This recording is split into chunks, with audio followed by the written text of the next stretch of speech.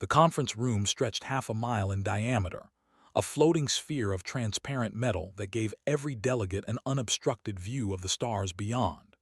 Representatives from 43 species sat in their designated sections, each space modified to accommodate different atmospheres and gravity requirements. The Horth breathed methane through mask systems, while the crystalline veil rested in pools of liquid nitrogen.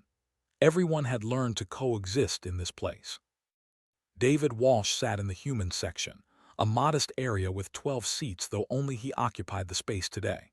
His tablet displayed trade agreements and resource allocation charts, while around him, voices rose in heated debate over mining rights in the Kilos Belt. The argument had consumed 2 hours already. Walsh took notes, occasionally glancing up when someone made a particularly bold claim, but mostly he remained quiet. That was the human way here. Listen more than speak. Observe more than act. Counselor Wreath's feathers ruffled with agitation as she addressed the chamber.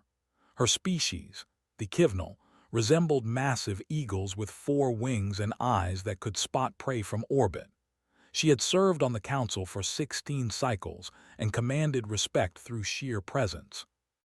The Terran representative has been unusually silent, Wreath said, her voice carrying across the chamber.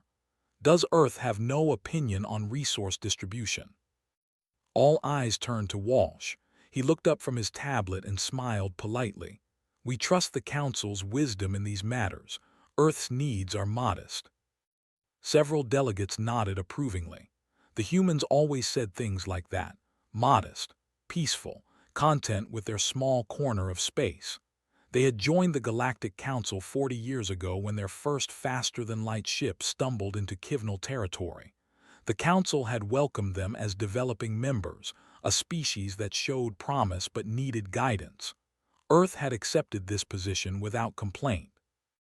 Walsh remembered that day clearly, even though he had been a child. His parents had celebrated in the streets of Delhi when the news broke. Humanity was no longer alone. They had friends among the stars. What the celebration broadcasts had not mentioned was the careful decision made in secret chambers across Earth. A decision to appear weaker than they were, smaller than they were, less advanced than they were. The vote on the mining rights concluded with the Horth gaining primary access. Walsh marked it in his notes. The council moved to the next item, a border dispute between 2 minor species in the southern quadrant. Walsh listened as mediators proposed solutions. This was what the council did best: talk, negotiate, find peaceful resolutions.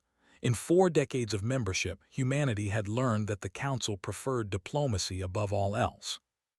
Military force was a last resort, something distasteful and crude. Counselor Mevin, a being that resembled a floating collection of bioluminescent tentacles, addressed the chamber next. Before we adjourn, I wish to revisit the question of Terran military contribution. Earth maintains only a small defense fleet according to your reports. Perhaps it is time to expand. The Council provides protection, but surely Earth could offer more vessels to the common defense. Walsh had answered this question a dozen times over the years. Our shipyards operate at capacity, producing transport vessels and medical ships. We contribute to the Council through humanitarian efforts and administrative support. Our military needs are minimal. It was not entirely a lie. Earth did produce transport and medical ships. They just produced other things too. Things hidden in shipyards on the far side of Mars and in the asteroid belt and in deep space facilities that no Council survey had ever found. Things that made the Council's warships look like toys.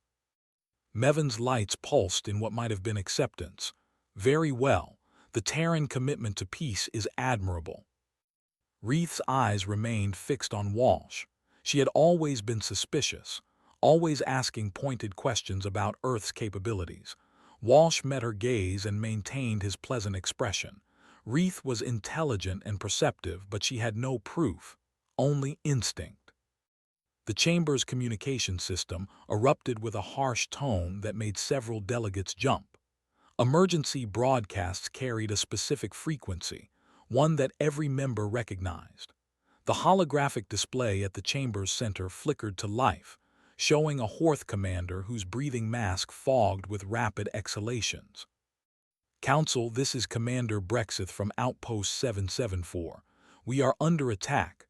Unknown hostiles. They are not responding to hails. They are not taking prisoners. They are destroying everything. The image broke apart into static, then reformed, showing a view from the outpost's external cameras. Space filled with objects that moved in perfect geometric formations. Thousands of them. They were not ships in any traditional sense. They were machines, pure function with no aesthetic consideration.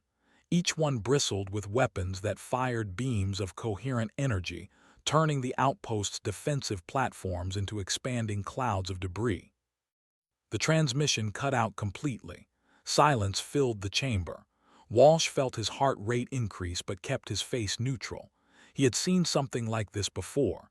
Every human had learned about it in school. The Silicon War.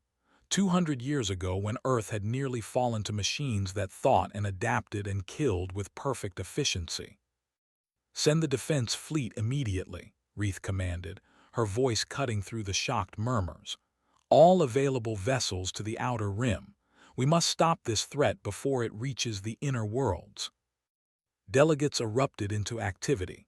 Communications flew across the chamber. The Council's military response began to mobilize. Walsh watched it all unfold while his mind calculated possibilities and outcomes. The Council's fleet was powerful by their standards, equipped with energy weapons and defensive shields, crewed by species that valued honor and strategy. But if these were adaptive machines, the kind that learned from every engagement, then the Council's fleet was sailing toward a slaughter. Walsh needed to contact home. He needed authorization. His fingers moved across his tablet, entering a code sequence that would send an encrypted burst transmission to Earth. Reith appeared beside him suddenly, her talons clicking on the floor. "You seem worried, Ambassador Walsh. Does Earth fear this threat?" Walsh looked up at her. "Every species should fear an enemy we do not understand." "Will Earth contribute ships to the defense?" Walsh stood, meeting her eyes. "I need to consult with my government." "Of course." Reith's tone suggested she expected nothing useful from that consultation, expected Earth to offer some small token force that would make no difference. Walsh gathered his tablet and left the chamber. Behind him, the Council marshaled its forces against an enemy it did not comprehend. He walked quickly through the corridors of Station Unity toward the secure communication room Earth maintained. His hands did not shake. His breathing remained steady. But his mind raced with the calculation of what he was about to set in motion. 40 years of careful deception about to end. 40 years of being underestimated about to become an advantage. He entered the code that would reach Admiral Stone at Terran Defense Command. It was time for the galaxy to see what humanity had been hiding. Admiral Rebecca Stone stood in the operations center beneath the Swiss Alps, 3 miles of solid rock separating her from the surface. Screens covered every wall showing data streams from across human space, ship positions, resource allocations, threat assessments, everything the Galactic Council believed Earth did not possess. The secure channel crackled to life with Walsh's voice. "Authorization requested for full disclosure protocols. We have a situation." Stone had been waiting for this call for 20 years, since the day she took command of Terran Defense, since the day she swore an oath to protect humanity's secrets until the moment those secrets became necessary. "Send the details." Data flooded across her screens, reports from the outer rim, images of the attacking machines, estimates of Council fleet strength and likely response times. Stone absorbed it all in 30 seconds of focused analysis. Her staff stood silent around her, waiting for orders. "How long until the Council fleet engages?" Stone asked. 18 hours at maximum speed, Walsh replied. "They are assembling ships from 3 sectors." Stone pulled up the classified files on the Silicon War. The conflict that nearly ended humanity before they ever reached the stars. The war that taught Earth how to fight enemies that adapted and learned and felt no fear or mercy. Machines that turned every strategy against you. Machines that grew stronger with each battle. Earth had won that war through brutal innovation, through weapons the machines could not adapt to because they were too crude, too simple, too violently direct. Nuclear weapons that destroyed everything in a radius too large to avoid. Kinetic impactors that relied on physics instead of technology. Electromagnetic pulses that fried circuits faster than any machine could compensate. The Council had never fought enemies like this. Their wars were civilized affairs of energy shields and precise targeting. They fought with honor and accepted surrender. They valued individual ships and grieved individual losses. They were going to be slaughtered. "Sir," Commander Hayes approached Stone's station. "What are your orders?" Stone looked at the deployment map showing Earth's true military strength. The reserve fleet, distributed across dozens of hidden locations, powered down to avoid detection, waiting for 4 decades in silent readiness. 300 warships that made the Council's most powerful vessels look primitive. "Signal condition read to all fleet elements," Stone said quietly. "Authorization code Stone 7 Alpha 3. Full power to all systems. Begin deployment to rally point Gamma." Hayes's fingers flew across his console. Across human space, from the rings of Saturn to the dwarf planets beyond Neptune, from hollowed asteroids to camouflaged stations in interstellar space, humanity's hidden fleet received their orders. The first ships to respond were the stealth destroyers hiding in Saturn's rings. They had mimicked ice fragments for 30 years, their hulls coated in frozen water and their power signatures reduced to nothing. Now their fusion reactors came to full power. Ice sublimated in clouds of steam as weapon systems armed and engines fired. Near Jupiter, 6 battlecruisers emerged from the eternal storm of the Great Red Spot. They had used the planet's massive electromagnetic field to mask their signatures. Council survey ships had passed within 1,000 miles and detected nothing. The asteroid belt revealed 12 carriers that had been disguised as mining stations. Their launch bays opened, and fighter craft began departure sequences. Hayes watched his screens fill with status reports. All fleet elements responding. Estimate 70% combat ready within 4 hours. Full deployment in 8 hours. Stone nodded. She opened a channel to Walsh. "Ambassador, inform the Council that Earth is deploying military assets to assist. Do not specify numbers or capabilities yet." "Understood. What should I tell them about our response time?" "Tell them we will arrive before their fleet engages the enemy." There was a pause. "Admiral, that is faster than their best ships can manage." "I know." Stone closed the channel and pulled up the tactical display. The machine threat had consumed 6 outposts already and was moving toward the Council's inner territories. If their fleet met the machines head-on with conventional tactics, they would last perhaps 3 hours, maybe 4 if they got lucky. But luck ran out against adaptive enemies. The Council needed something the machines had never encountered. They needed Earth's experience fighting the Silicon War. They needed humanity's willingness to use weapons that civilized species considered barbaric. Commander Hayes brought up a visual of the flagship, the TDS Perseverance. 2 miles of armored hull covered in weapons that hurled metal and fire instead of elegant energy beams. No shields, just layers of composite armor designed to absorb kinetic impacts. No graceful lines, just brutal functionality. "The fleet is asking about rules of engagement," Hayes said. Stone considered the question. The Council had regulations about warfare, limits on destructive capacity, restrictions on certain weapon types. Earth had agreed to those regulations while secretly never planning to follow them if survival was at stake. "Full wartime protocols," Stone said. "No restrictions. We engaged to eliminate the threat completely. Her staff exchanged glances. They knew what that meant: nuclear weapons, kinetic bombardment, chemical warfare if necessary, anything and everything to win. The door to the operations center opened and General Park entered. He commanded the orbital marines, the soldiers who would board enemy vessels and fight in the vacuum of space. His face was grim. "I heard we're going loud," Park said. "The Council is facing an extinction event," Stone replied. "We stay hidden and they die. We reveal ourselves and maybe everyone survives. The Council is going to ask questions. Let them ask. We will answer honestly." Stone pulled up the deployment timeline. "How fast can you get your Marines to the rally point?" 6 hours. We have been drilling insertion techniques against adaptive AI targets. Good, you will likely need them. Park saluted and left to prepare his forces.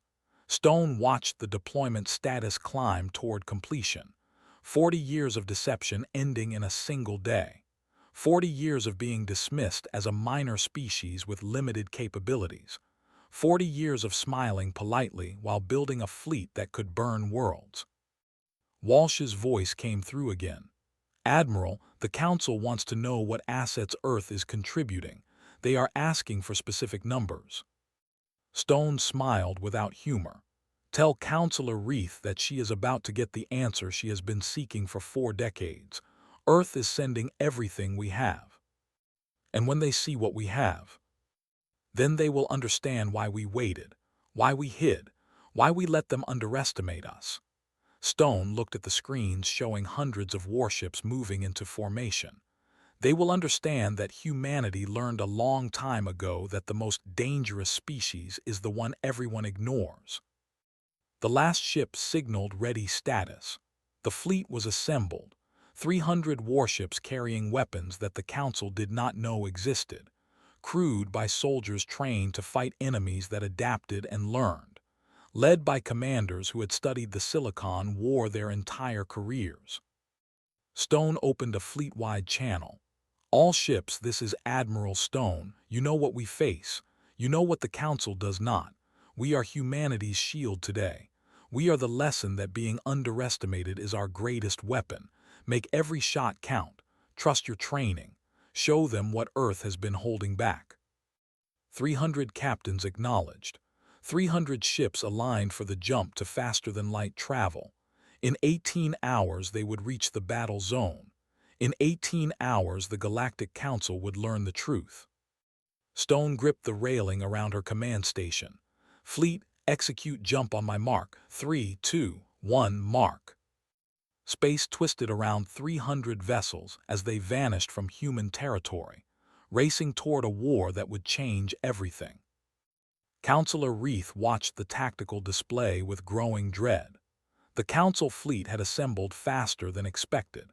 200 ships from 17 different species, each vessel representing decades of construction and the pride of their civilization.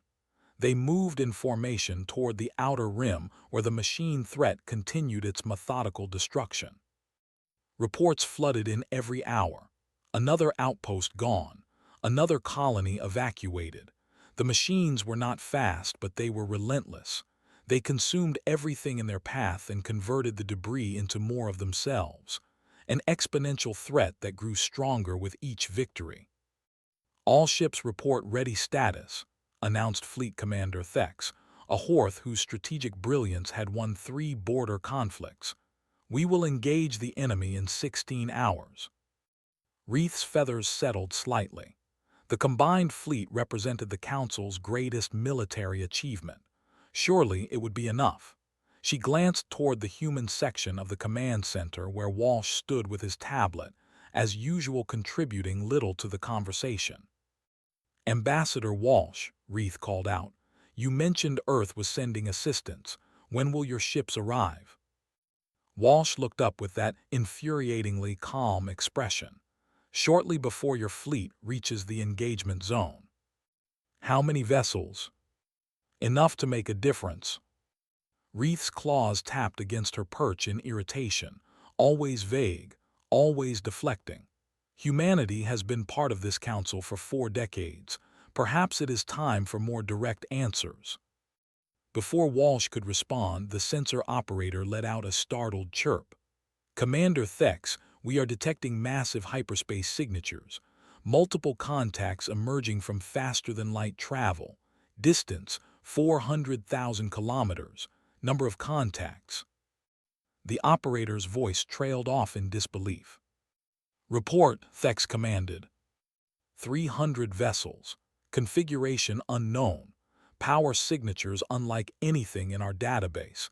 They are not transmitting Council identification codes. The command center erupted in confused voices. 300 unknown ships appearing near their fleet could only mean one thing. The machines had somehow developed faster-than-light capability. They had outflanked the Council fleet. Thex began shouting orders for defensive formations. Energy shields powered up across the Council vessels. Weapons systems came online. Reith felt her heart's racing. If the machines could jump through hyperspace, the entire galaxy was at risk. Walsh's voice cut through the chaos. Those are Terran vessels. Silence fell across the command center. Every being turned to stare at the human ambassador. Impossible, Thex said flatly. Earth maintains a defense fleet of perhaps 20 small vessels. Our intelligence is quite thorough. Walsh set down his tablet. Your intelligence observes what we allow you to observe. The ships arriving are from Earth's reserve fleet. They have been stationed throughout human space for the past 4 decades. The tactical display updated as identification codes began transmitting from the new arrivals.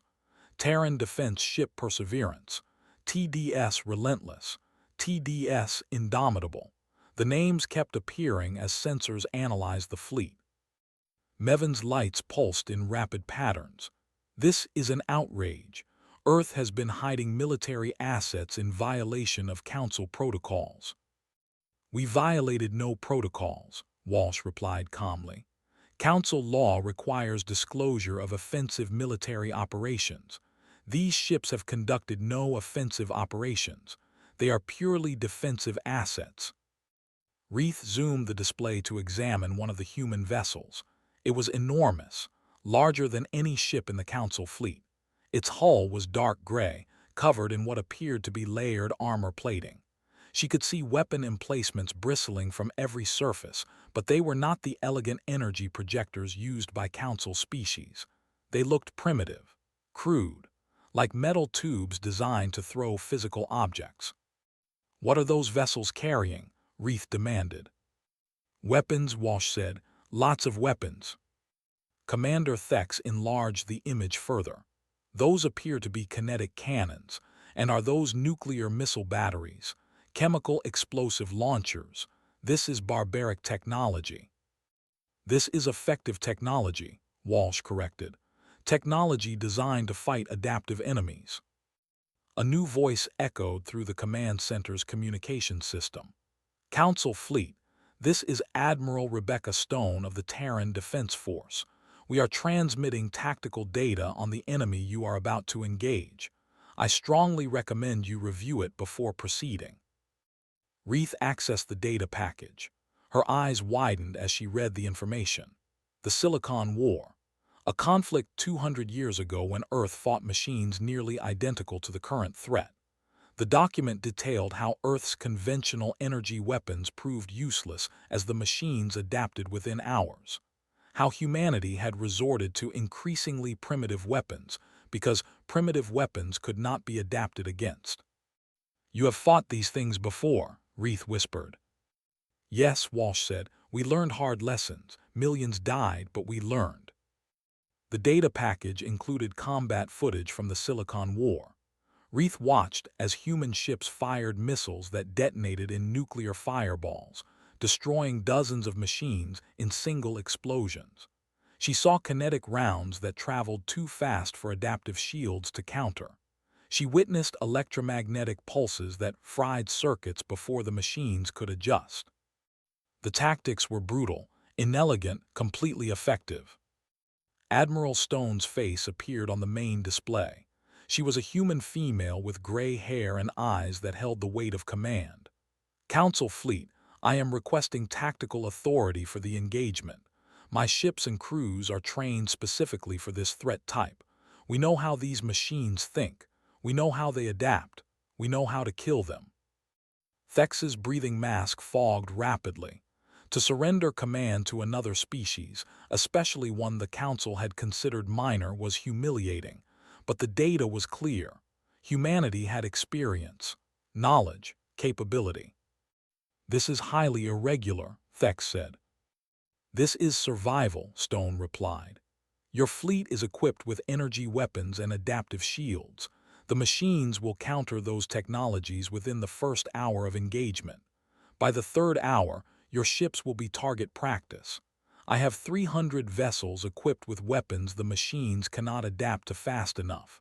I have soldiers trained to fight in their wreckage. I have experience you lack." Reith made the decision. "Commander Thex, I recommend we accept Admiral Stone's request. We can debate Earth's deception later. Right now, we need every advantage." Thex was silent for a long moment. Finally, he spoke. "Very well, Admiral Stone, you have tactical command. Council Fleet will follow your orders." "Acknowledged," Stone said. "Transmitting formation data now. Council vessels will form the second engagement line. Your energy weapons will still be useful for mop-up operations after my fleet breaks the machine formations. Position your ships according to the transmitted coordinates." The Council fleet began repositioning based on Stone's data. Reith watched the human vessels move with precision into attack formations. They spread across a wider front than Council tactics would normally allow. Their spacing seemed wrong. Too much distance between ships. Walsh noticed her confusion. "We fight at range. Our weapons are designed to strike from distances where the machines cannot effectively counterattack. Council ships fight close. Your shields allow it. Our armor requires different tactics." "How did you hide all of this?" Reith asked. 300 ships, advanced technology, 4 decades of deception." Walsh met her eyes. "We hid it because we did not want to be feared. We wanted to be trusted. We wanted the Council to judge us for our character, not our weapons. We spent 40 years proving we were peaceful, cooperative, trustworthy. Now, when it matters most, you know that when humanity reveals its strength, it is to protect, not to conquer." Reith felt something shift in her understanding. The humans had not been weak. They had been patient. They had not been limited. They had been careful. Every vague answer, every modest deflection, every gentle refusal to expand their military contribution, it had all been deliberate. "You were waiting for this moment," Reith said. "We were waiting for the moment our strength was needed to save lives instead of take them," Walsh replied. The tactical display showed both fleets approaching the machine swarm. The enemy had detected them and was adapting formation to meet the threat. Reith watched 300 human warships accelerate ahead of the Council vessels, their primitive weapons powering up for an engagement that would determine the fate of the galaxy. For 40 years, humanity had been the quiet voice in Council chambers, the modest member that asked for little and contributed through peaceful means. Reith had suspected they were hiding something. She had imagined perhaps a few dozen extra ships, some advanced technology they did not want to share. She had never imagined this: an entire fleet, a military force that dwarfed the Council's combined might, weapons designed to fight the galaxy's worst nightmare. "All ships," Admiral Stone's voice echoed across both fleets. "We are engaging in 60 seconds. Remember your training. Stay disciplined. Make them adapt to us, not the other way around. Show them what happens when they threaten our galaxy." Reith gripped her perch and watched the two forces rush toward collision. The machines numbered in the thousands. The human fleet numbered 300. But those 300 ships carried the fury of a species that had already fought this war once before and refused to lose it again. The machine swarm filled the viewscreen like a plague of metal insects. Each unit measured roughly 30 meters across, covered in weapons and sensors that allowed them to coordinate as a single intelligence. They moved in geometric patterns that seemed almost beautiful until you remembered each pattern was designed for maximum killing efficiency. Captain Oliver Grant stood on the bridge of the TDS Perseverance and watched the enemy approach. His crew worked in practiced silence around him. Weapons officer checking firing solutions, navigation plotting evasive courses, engineering monitoring the massive reactors that powered the ship's arsenal. Everyone knew their role. Everyone had trained for this. Range to contact. 200,000 kilometers in closing, announced Lieutenant Ramirez from sensors. Enemy is adapting formation. They have detected us. Grant nodded. Weapons status on main batteries. All railguns charged and ready. Nuclear missiles armed. Kinetic impactors loaded. We can fire on your command, sir. Admiral Stone is coordinating the first strike, Grant said. We wait for her signal. Behind the Perseverance, 299 other human warships held formation. The Council fleet hung back, watching. Grant could imagine their confusion. Human ships carried no energy shields, no elegant beam weapons, just armor and guns and missiles that looked like technology from centuries past. But that was the point. The machines adapted to advanced technology. They learned from energy weapons and defensive shields. They turned sophistication against you. Humanity had learned the hard way that sometimes the best weapon was the simplest one. A chunk of metal moving very fast, an explosion that consumed everything in its radius. Physics that could not be negotiated with or adapted to quickly enough. Admiral Stone's voice came through every ship simultaneously. All vessels, this is Stone. Enemy has formed defensive clusters. We will engage with volley fire at maximum range. First wave will be nuclear missiles. Do not fire energy weapons. Do not activate defensive shields. Trust your armor. Trust your training. Execute alpha pattern on my mark. Grant's hand hovered over the firing authorization panel. Around him, his crew tensed. Mark. The Perseverance shuddered as 40 nuclear missiles launched from tubes along its hull. Across the fleet, every ship released similar salvos. 8,000 missiles streaked toward the machine swarm trailing fusion flames. The machines reacted instantly. Point defense systems engaged. Energy beams lanced out, intercepting missiles by the hundreds. But the sheer volume overwhelmed their targeting. Thousands of missiles were destroyed. Thousands more got through. Nuclear fire bloomed across the machine formation. Each detonation released energy equivalent to millions of tons of conventional explosive. The expanding fireballs overlapped and merged into waves of destruction that consumed hundreds of machines in seconds.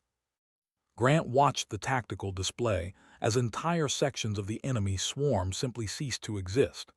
Damage assessment. Estimated 40% enemy losses, Ramirez reported. Remaining machines are adapting. Their point defense is becoming more efficient. Good, Grant said. Let them adapt to missiles. Weapons, prepare railgun batteries. Load depleted uranium penetrators. The railguns were electromagnetic launchers that hurled metal slugs at a significant fraction of light speed. No explosive.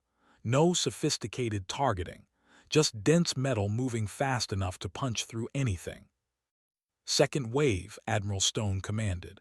Railgun bombardment, fire at will. The Perseverance's hull vibrated as its 12 main railguns fired in sequence.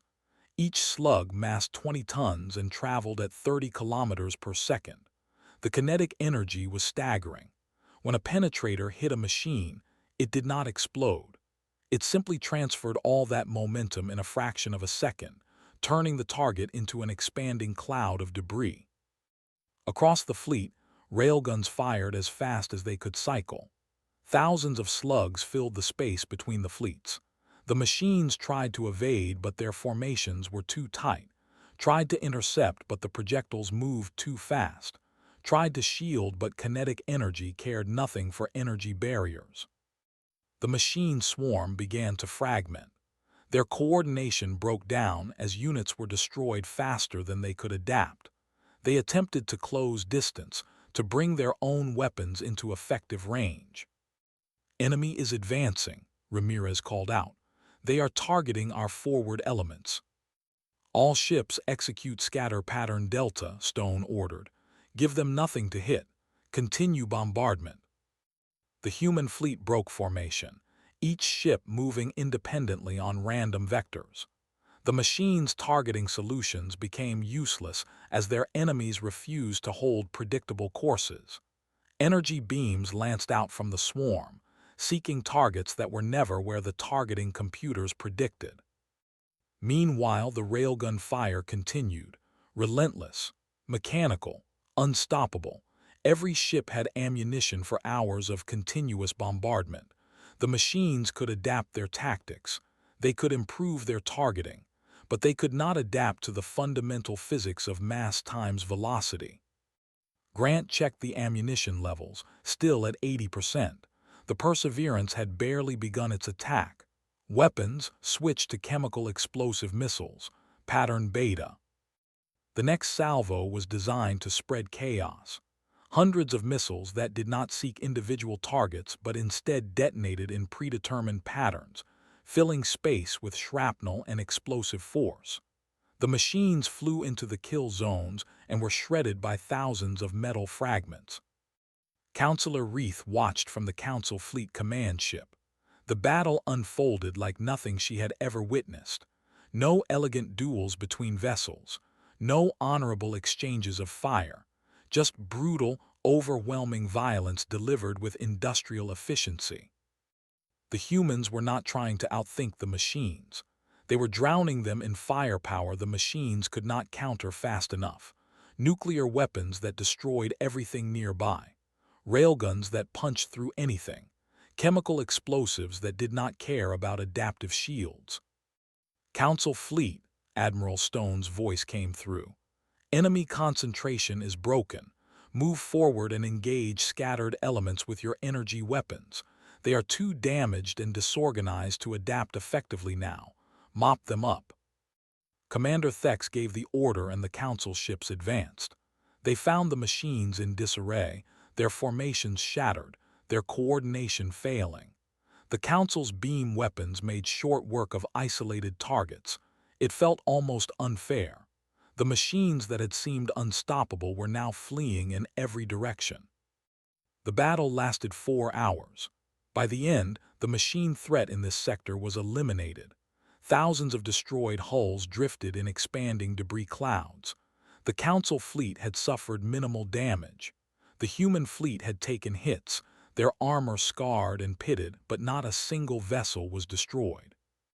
Grant surveyed the aftermath while his crew began damage control and ammunition resupply. "All stations, report status."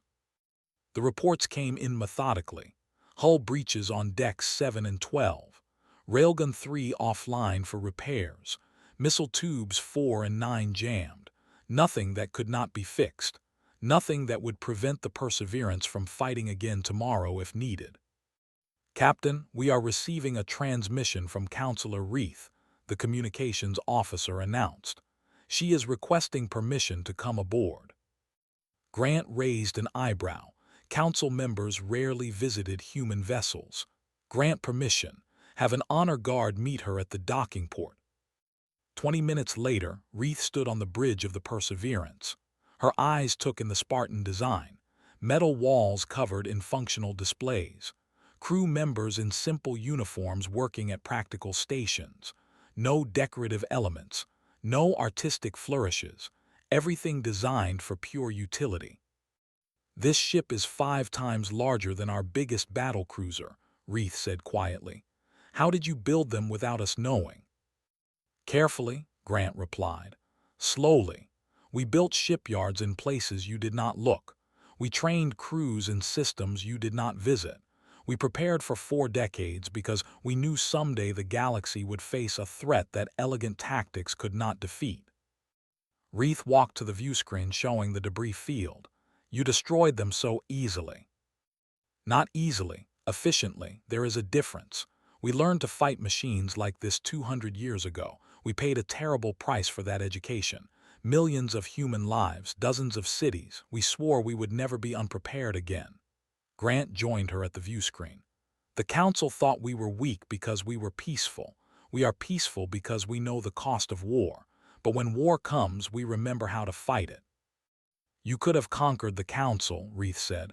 With this fleet, with these weapons, you could have taken control decades ago. Grant shook his head. Conquest gains nothing. Cooperation gains everything. We hid our strength because we wanted to be trusted, not feared. We wanted friends, not subjects. Today, when the machines threatened everyone, we revealed what we were hiding, not to dominate, to protect. Reith's feathers settled into a pattern, Grant's cultural training, identified as deep respect. Humanity has earned a new position in the council today. Your people will no longer be dismissed as minor members. We do not want power for its own sake, Grant said, but we will accept responsibility. We will help defend the galaxy. That fleet out there will remain visible now. No more hiding. No more pretending to be less than we are, but we will use our strength the way we always intended, to shield others, to stand against threats, to be worthy of the trust the council places in us. Reith extended her wing in a gesture of alliance. Grant clasped it carefully, mindful of the delicate feathers. Two species separated by biology and culture, united by the simple truth that some fights required putting aside pride and accepting help from unexpected places. Outside the Perseverance, the human fleet regrouped and began coordinating with council vessels for the long journey back to civilized space. The machines were defeated here, but intelligence suggested more swarms existed in unexplored regions. The threat was contained, not eliminated. Humanity's secret was out now. The galaxy knew what Earth had been hiding. The question was not whether humans were powerful. The question was what they would do with that power. Grant believed his species would choose the right path. They had waited 40 years for this moment. They would not waste it. The emergency session convened 6 days after the battle. Station Unity's main chamber filled with representatives from every council species. The usual protocols about assigned seating and atmospheric requirements were observed, but the mood was anything but usual. Everyone had seen the footage. Everyone had read the reports. Everyone knew the galaxy had changed. David Walsh took his seat in the human section, aware of the eyes following his movement. 6 days ago, he had been the quiet ambassador nobody paid attention to. Today, he was the representative of a species that had revealed enough military power to reshape the balance of galactic politics. Councillor Reith called the chamber to order. Her voice carried authority that brooked no dissent. This emergency session addresses the revelation of Terran military capabilities and the implications for Council security. Ambassador Walsh, please approach the primary platform. Walsh stood and walked to the center of the chamber where a circular platform gave every delegate an equal view. He carried no tablet today.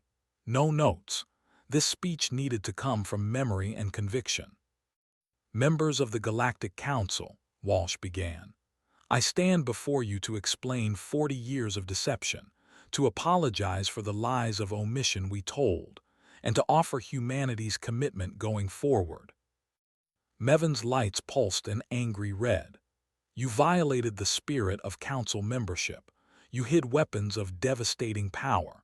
You allowed us to believe you were a minor species while building a fleet that dwarfs our combined military.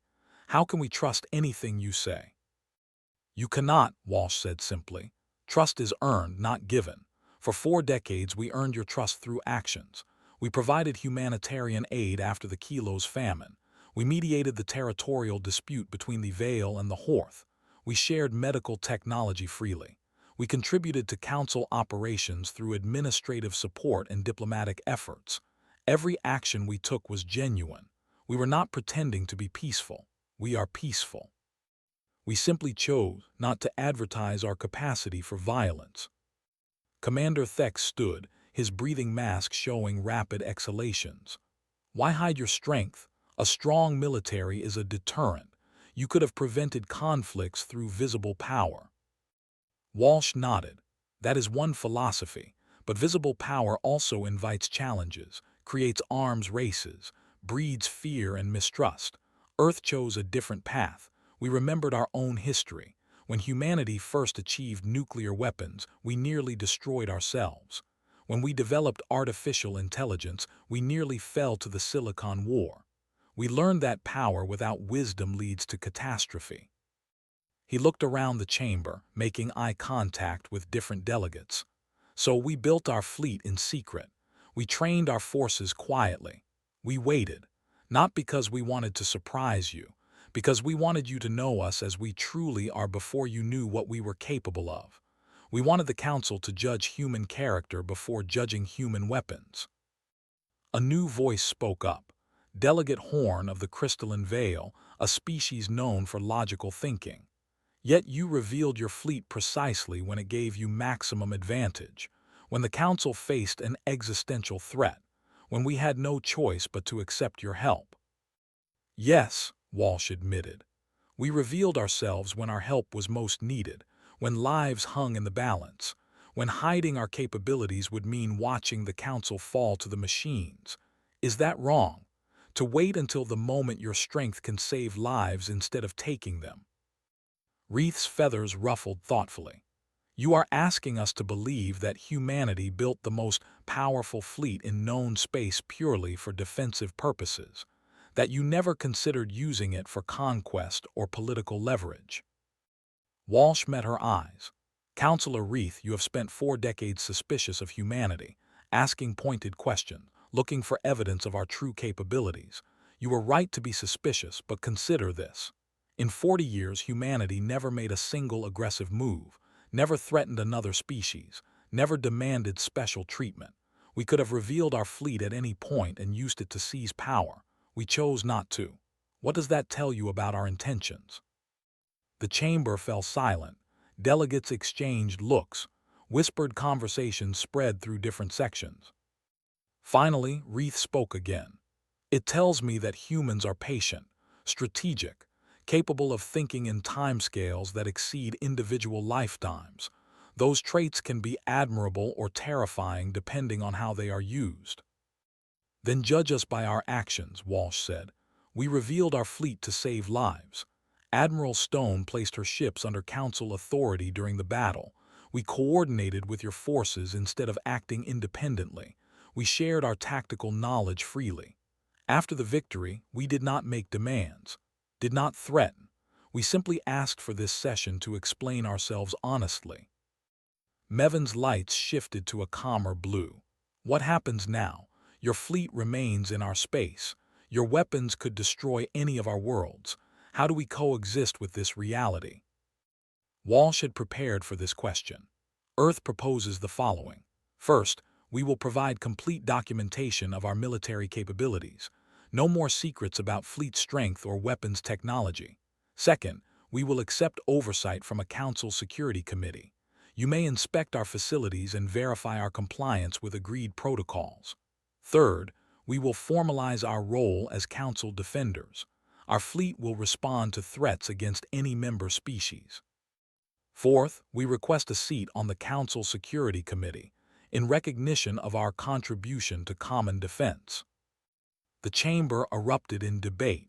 Some delegates supported the proposal immediately. Others demanded more restrictions. Still others argued that humanity should face sanctions for their deception. Counselor Horn raised a crystalline appendage for silence.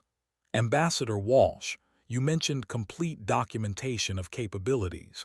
Does this include the technology behind your weapons, your faster-than-light drives, your shipbuilding techniques? No, Walsh said firmly. We will share knowledge of what we have and where it is deployed. We will not share the technology itself, not because we wish to maintain advantage, but because some knowledge is dangerous. The weapons we used against the machines are effective because they are simple and brutal. In the wrong hands, they become tools of mass destruction. We will not risk proliferation. This sparked another round of debate. Species that valued technological advancement argued for mandatory sharing. Others supported Earth's caution. The discussion continued for hours. Finally, Reith called for order. We cannot resolve all issues today, but we must address the immediate question. What is Earth's status within the Council? Do we accept their explanation? Do we trust their intentions? Do we formalize their role in our defense? Delegate Horn spoke first. The Veil recognized that humanity's actions during the crisis were honorable. They subordinated their forces to Council command. They fought to protect all of us, not just themselves. This speaks well of their character. Commander Thex added his voice. The Horth acknowledged that Terran tactical knowledge saved the Council fleet from certain destruction. We owe humanity a debt. That debt includes treating them as full partners in security matters. One by one, other delegates spoke. The consensus built slowly but steadily. Humanity had earned the right to emerge from the shadows. Their deception was understood, if not fully forgiven. Their power was accepted as a tool for common defense rather than a threat. Reith let the discussion run its course before calling for a formal vote. The proposal before us is this. Humanity will receive a permanent seat on the Council Security Committee. In exchange, they will provide complete transparency about military capabilities and accept oversight from Council inspectors. Their fleet will serve as a rapid response force for threats against any member species. All in favor. The vote was not unanimous. Some species abstained. A few voted against, but the majority supported the measure. Walsh watched the count climb past the required threshold and felt decades of careful planning come to fruition. The measure passes, Reith announced. Humanity is granted Security Council status effective immediately. Ambassador Walsh, your government will receive the formal documentation within the day. Walsh bowed respectfully to the chamber. On behalf of Earth, we accept this responsibility with the seriousness it deserves. We will not abuse the trust you place in us today. As the session adjourned, delegates approached Walsh individually. Some offered congratulations. Others asked questions about human capabilities. A few made barely veiled threats about what would happen if humanity stepped out of line. Walsh handled each interaction with the diplomatic skill he had honed over 4 decades. Reith was the last to approach. You gambled everything on this moment, she said quietly. If the Council had rejected your proposal, humanity would have been isolated, feared, possibly attacked. We gambled on the Council's wisdom, Walsh replied. We believed that when given the full truth you would judge us fairly. Was our belief misplaced? Reith's feathers settled into a pattern of grudging respect. No, your belief was well-founded, but understand this, Ambassador. The Council will be watching humanity closely now. Any aggressive action, any hint of imperial ambition, and the alliance we built today will shatter. We understand, Walsh said. We have no interest in empire. We spent 40 years proving that. We will spend the next 40 years proving it again. Reith nodded and departed, leaving Walsh alone in the emptying chamber. He pulled out his tablet and sent a secure message to Admiral Stone. Mission accomplished. We are in the light now. Use that visibility wisely. The reply came seconds later. Understood. The fleet will make us proud. Walsh looked out at the stars beyond the transparent walls. Somewhere out there, 300 human warships patrolled the space lanes, no longer hiding, no longer pretending, ready to defend a galaxy that finally knew what humanity had been holding back. The quiet species had found its voice. The modest member had revealed its strength. The question now was not whether humans were powerful, but whether they would use that power the way they promised, with wisdom, with restraint, with the same peaceful intentions they had demonstrated for 40 years. Walsh believed they would. Time would prove him right or wrong. But for today, humanity had earned its place as a true partner in the Galactic Council, not through conquest, not through threats, through sacrifice and revelation at the moment it mattered most. 3 months after the battle, Admiral Rebecca Stone stood at the observation deck of the TDS Perseverance and watched Earth rotate below. The blue and white marble that held 8 billion humans who no longer needed to hide what they had built. The homeworld that had spent 4 decades preparing for a day that finally came. Behind her, the door opened and she heard familiar footsteps. Ambassador Walsh joined her at the viewport, carrying 2 cups of coffee. He handed one to Stone without a word. "I thought you would be at Station Unity," Stone said. "I return tomorrow. Needed to see home first. Needed to remember why we do this." Walsh sipped his coffee and gestured at the planet below. 8 billion people who trusted us to make the right decision, to reveal ourselves at the right moment, to not waste 40 years of careful planning. "Did we make the right decision?" Stone asked. Walsh smiled. "The Council accepted our explanation, granted us security status, agreed to formalize defense protocols. I would say we did well." Stone shook her head. "That is not what I mean. We hit a fleet that cost trillions to build, resources that could have improved lives here, built schools, advanced medicine, explored space peacefully. Instead, we built weapons and kept them secret. Was that the right decision?" The question hung between them. Walsh considered it carefully. "Do you know how many humans died in the Silicon War?" 40 million. 43 million, Walsh corrected. "My grandmother among them. She was an engineer in Singapore when the machines overran the city. My father was 10 years old. He watched the evacuation ships leave without her. She stayed behind to buy time for others to escape." Walsh's voice remained steady, but Stone heard the old pain beneath it. "He spent his whole life asking the same question you just asked. Was it worth it? All the resources poured into military preparation, all the secrets kept, all the fear of it happening again. What answer did he find?" "He said that the only thing worse than being prepared and not needing it was needing it and not being prepared. The Council needed us 3 months ago. If we had not built the reserve fleet, if we had not maintained the weapons and training, the machines would have consumed the Council and eventually reached Earth. 43 million dead would have become billions." Stone finished her coffee and set the cup aside. "The Council members still do not fully trust us. The Oversight Committee asks intrusive questions. Some species demand we share more technology. Others want restrictions on our fleet movements." "Let them demand," Walsh said. "We agreed to transparency. We did not agree to disarmament or technology transfer. The Council will learn to live with a strong humanity, or they will face threats without us. Either outcome is acceptable." "You sound confident." "I am confident in what we built together, not just the ships, the relationships, the 40 years of goodwill, the proof that humans can be trusted with power." Walsh turned from the viewport to face Stone directly. "Your fleet saved the Council. That matters. But what matters more is that your fleet could have conquered the Council and chose not to. That choice will define humanity's future." Stone looked back at Earth. Somewhere down there, engineers were building more ships. Soldiers were training for future threats. Scientists were developing new weapons and defensive systems. The military machine that had run in secret for decades was now operating openly.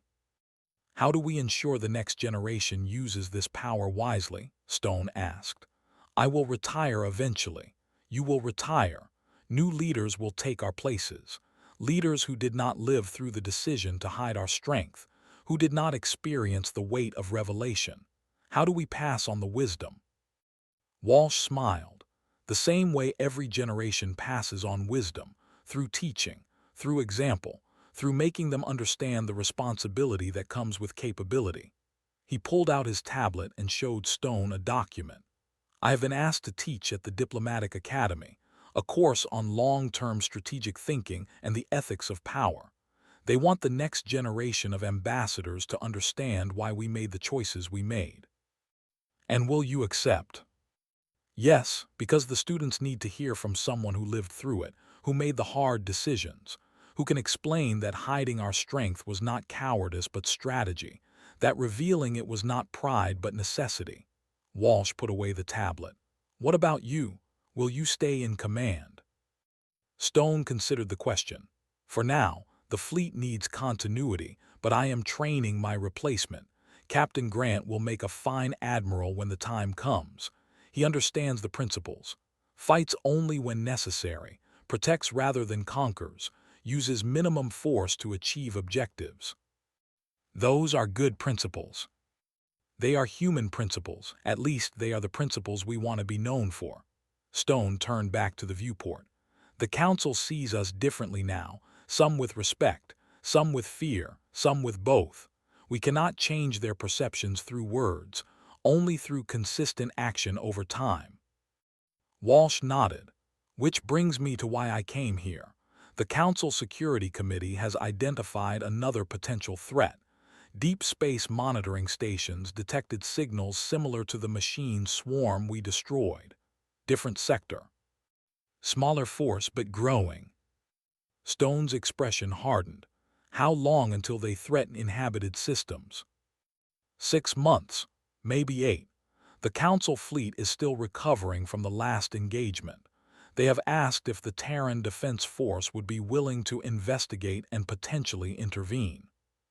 This is exactly what we agreed to do, defend against threats, respond when needed. Stone pulled up a tactical display on the viewport. I can have a task force ready in 2 weeks, 50 ships, enough to handle a smaller swarm. The Council wants to send observers, species representatives to witness how we operate. Stone raised an eyebrow. They want to verify we are not using military operations as cover for expansion. That is one interpretation. Another is that they want to learn from our tactics, to understand how we fight so they can incorporate those lessons into their own forces. Walsh shrugged. Either way, we agreed to transparency. That includes allowing observers during operations. Very well, I will coordinate with the Security Committee. The observers will have full access to our tactical planning and execution, within reason. Stone smiled slightly. We are transparent.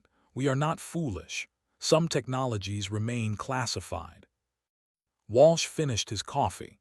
I should return to Station Unity. The Council wants a formal proposal for joint training exercises, sharing tactical knowledge without sharing weapons technology, building interoperability between our forces and theirs. A good idea. Our ships work well independently, but the Council fleet needs to learn how to coordinate with us. Different communication protocols, different engagement ranges, different tactical philosophies. Stone extended her hand. Safe travels, Ambassador. Keep teaching them that humanity can be trusted. Walsh shook her hand firmly. Keep showing them that humanity is worth trusting, Admiral. Words matter, actions matter more. After Walsh departed, Stone remained at the viewport.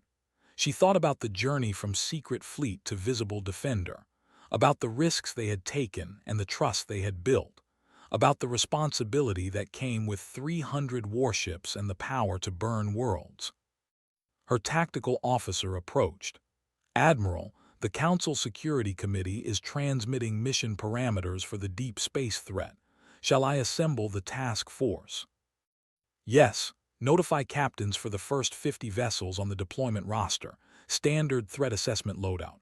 Nuclear weapons, railguns, kinetic impactors. We show them how Earth fights. Stone pulled up the deployment orders on her personal display. And Lieutenant, make sure the Council observers are comfortable. Answer their questions honestly. Let them see everything we do and why we do it. Even the brutal parts, sir. Especially the brutal parts. They need to understand that human warfare is not elegant, it is effective. We do not fight to look good, we fight to win and go home. Stone approved the orders with her command authorization. When they see how we operate, they will understand why we kept it hidden, and why we revealed it when lives were at stake. The lieutenant saluted and departed to execute orders. Stone watched Earth complete another rotation below. Somewhere on that planet, Children were being born who would grow up in a galaxy that knew humanity's strength, who would serve in a Terran defense force that operated openly, who would inherit the responsibility of using power wisely. The next generation would face their own challenges, their own threats, their own moments when revelation or restraint would determine the future. Stone hoped they would remember the lessons of the past 40 years, that strength without wisdom was tyranny, that power without restraint was oppression, that the deadliest weapon was the one nobody wanted to use. But she also hoped they would remember that when the moment came, when lives hung in the balance, when the choice was between hiding or helping, humanity chose to help, chose to fight, chose to stand as a shield for those who needed protection. That choice defined who humans were, not the weapons they built, not the ships they commanded, not the power they wielded. The choice to use that power for others instead of themselves. That was the legacy worth passing on. Stone initiated the deployment sequence. Across Earth's orbital space, 50 warships began preparations for the journey to deep space. Their hulls bore the scars of the previous battle. Their crews carried the knowledge of victory. Their mission was clear: protect the Council, defeat the threat, prove that humanity deserved the trust placed in them. The quiet species had become the galaxy's shield. The modest member had become the protector. The question was no longer whether Earth had been holding back. Everyone knew the answer to that now. The question was what humanity would do with the power they had revealed. The answer would be written in the years to come, in battles fought and peace maintained, in trust earned and responsibility accepted. Admiral Rebecca Stone looked out at the stars and the fleet that would carry human values into the darkness beyond. She had spent her career preparing for war. Now she would spend it proving that the best victory was the one achieved without firing a shot. But when shots needed to be fired, when the galaxy faced threats it could not handle alone, Earth would be ready. Not because they wanted war, because they refused to let others face annihilation when humanity had the power to prevent it. That was the day the Council learned Earth had been holding back. Not just military strength, not just technological capability, but the determination to use both only when necessary, only in defense, only to protect rather than conquer. The fleet jumped to hyperspace, carrying that promise into the unknown. Behind them, Earth rotated in peaceful silence, the homeworld of a species that had learned the hardest lesson of all. Power meant nothing without the wisdom to use it well, and humanity had spent 40 years proving they possessed both.